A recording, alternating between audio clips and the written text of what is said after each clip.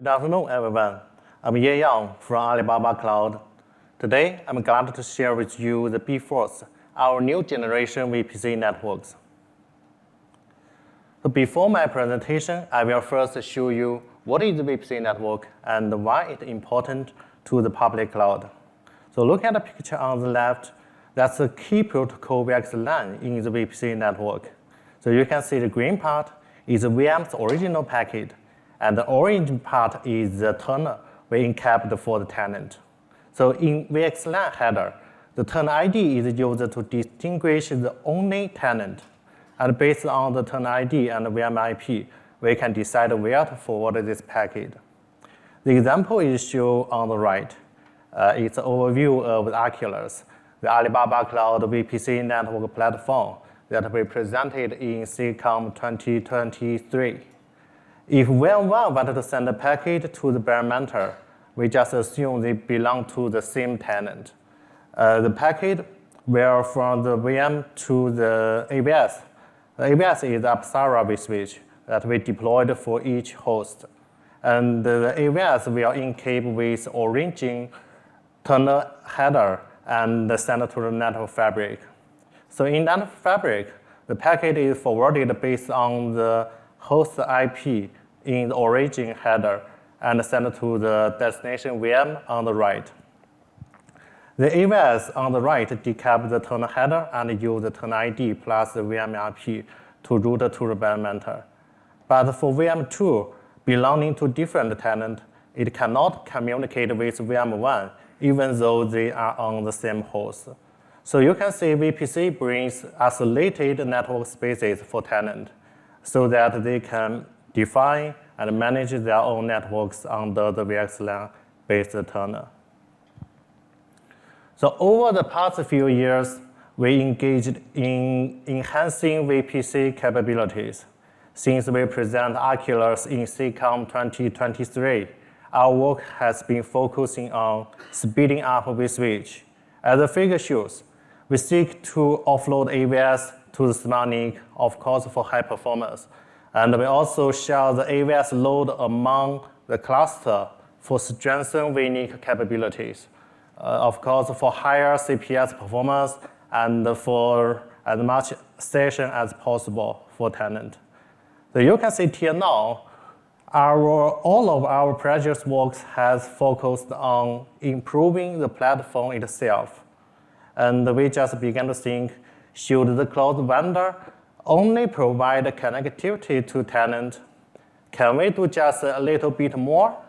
So in this presentation, we will show Bifrost and tell how we take the reliable transport out of VM's guest network stack and implement it in the VPC level.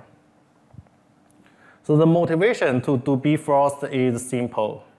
We find most of the applications deployed on the cloud, they require the reliable transport. As the statistics shows, more than 80% services need reliability, and even 60% of them are sensitive to the tail latency, just like Redis and Nginx. They're popular and they're widely deployed. But on the other hand, our monthly data shows that the network is unreliable, and that causes up to 4 failures a month, and will last too long, last up to 700 minutes. That's terrible. So that motivates us to analyze and to find a way more useful than just rely on the guest kernel. So let's see what causes the network unreliability. The figure shows that all of the components on the link between a VM and another. So the packet will be processed on both the host side network stack and the network fabric. So for network fabric, the network jitter happens every hour of every day. These jitters cannot be eliminated easily because they are so common. Even occurred when the physical NIC, they just intermittently change the link state. That's very common on the cloud. And also, some middle box, I mean the network function running inside the VM, just like the load balancer, also contribute to the packet loss. For the main reason is that elephant floor occupies most of the resources on a single core, making other floors starving. On the host side, the packet loss occurs on both the physical NIC and the virtual NIC. Some reasons are also caused by the single core in class, but that indicated another big challenge to ensure real end-to-end reliability. That is, the VNIC loss is also matters, and we should consider that. So what is the way out? The first principle is we cannot only rely on the gas kernel for 200 millisecond RTU is too long. We should implement fast packet loss detection and recovery outside of the VM. Then on the network fabric, we should spray the packets of the same floor to multipath so to avoid the hotspots. And also we need to monitor the path quality for switching when necessary.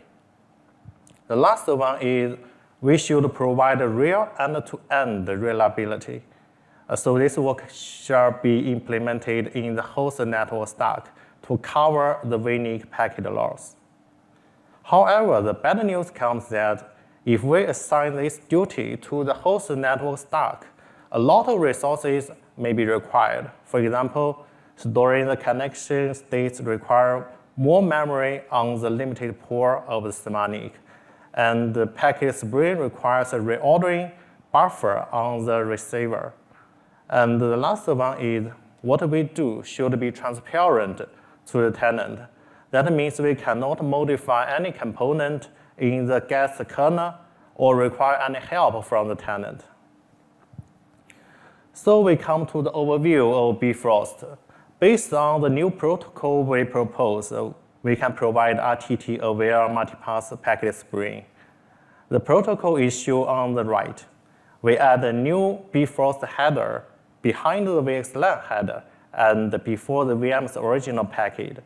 This header contains all the information for reliable transport. For example, the sequence, the connection ID, path ID, and the timestamp. For system design, we implemented the reliable transport engine beside the AVS on the SoC CPU of our self-developed CPU. On the sender side, for each packet, it will first be encaped with the Bifrost header in the RT engine, and then sent to AVS for VPC processing. Then on the receiver side, after VXLAN header be decapped, the RT engine will do reordering and send ACK based on the Bifrost information. For saving CPU, memory, and other resources on the RT engine, we provide 3 key designs. The in-place gas reordering to reduce the reordering buffer usage on the receiver side, and the ACK aggregation via the delay bitmap to minimize the retransmission, and efficient reliability state management to save memory usage, of course. Okay, to implement the RTT-aware packet spraying, we first need to measure the RTT of the passes between a pair of VMs, and then partition the flow into packet groups to schedule to the top key lowest RTT passes. Usually, the pass group size is set to 50, and the key value is set to 4 in our experience. It is just something like the flow lot. And it's a trade-off between the efficiency and the load distribution. Then we continuously to update the RTT of these passes and dynamically to set top key passes for transmission. The example is shown as the figure below. Assuming the key value is true, now we will choose the path 4 and path 3 to spray the packet. But when the path 2 gets lower RTT, we will change to use path 3 and path 2. And to avoid switching too frequently, we usually set a threshold before real switching the passes. The results show that RTT-based multipath transport significantly reduce the hotspots caused by elephant floor. The experiment we do multiple times, and to collect the probability distribution, we send two long-lived big string to create hotspot. And we can see on the Bifrost, there's no hotspots affect the two strings. And for failure recovery, Bifrost brings less than 1 second recovery ability based on each pass's RTT info. Now let's look at how we implement the efficient reordering in Bifrost. When out-of-order packets arrive, the hardware will first decap VXLAN. It is then split the packet header and send to AVS for the VM lookup to find the destination VM. And next, the packet will be DMA'd into guest memory via the corresponding descriptor from the ring buffer. And we should note at that point, we do not raise any interrupt to info the VM. So the VM now is still unaware of this packet received. Meanwhile, the RT engine analyzes the transport layer header, the Bifrost information to generate the metadata for each packet. And we use this metadata info to reorder descriptor. Yes, we reorder the descriptor, not the packet. And we push the descriptor to the user ring in order. And finally, we raise an interrupt to VM to notify the VM to receive packet. So at that point, all packets are already in order because the descriptor is in order. So no reordering is required for tenant. We do experiment based on different packet group size to split to the different passes. The smaller the group size, the less likely to form the hotspot, So on the 50 packet group size, the in-guest reordering provides 1.43 times increases on the throughput and reduces 82.7% retransmissions. The delayed ACK covers the VNIC losses.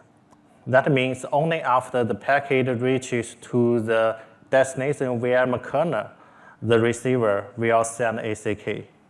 And we follow the bitmap ACK standard, so the sender will trigger faster retransmission upon detecting gaps in the bitmap. We set RTO to 4 milliseconds. It's 2 times of the RTT in our data center network. It will significantly reduce the waiting time in guest kernel. And to save memory as much as possible, we aggregate the connection from the 5-tuple, the connection, to the VM pairs. And we only collect the resources, we only allocate resources for the active connection and each arrived packet. And on the sender side, we only store lightweighted metadata in RT engine instead of full packet. The whole packet remains in the VM memory until the ACK received, and it will be released by the kernel. The results show that the connection aggregation reduces 70% memory usage, and the result pooling that can support more than 100,000 connections with 1 gigabyte memory usage. The sender-side delayed release uses only 100 kilobytes memory to achieve about 10 gigabit per second throughput. And this technology ensures the performance scalability for the future. The Bifrost has been deployed for over 6 months, and it reduces tail latency by 3.4 and 242.1 times on average, and 99% cases for the Redis. For Nginx, it reduces the tail latency by 26.3 times. It's very useful. So let's get a conclusion. We are seeking to free up the network-dedicated CPU resources in the guest OS. So for tenant, that means I can use less CPU resources for network, and I will get higher network performance. And based on this concept, we upgrade our VPC network to the Bifrost. By taking reliable transport out of the VM to the VPC layer, we can provide VMs with multipath reliable transport. And we propose some key designs to lightweightly to implement them in the CPU, smart NIC. For future, we will still want to think, can we do a little bit more? For example, can we offload and speed up the guest application on the smart NIC? With virtual NIC, the guest cannot do offloading. And can we make every virtual NIC over the VM to be a vDPU to allow the tenant to offload as much as possible, to offload flows and others? And that's what we are working for. Thank you. We are hiring for the AI infra for inference, and also we are building cloud scale RDMA network over VPC. You can send a CV to my mailboxes. Okay, thank you. Any questions?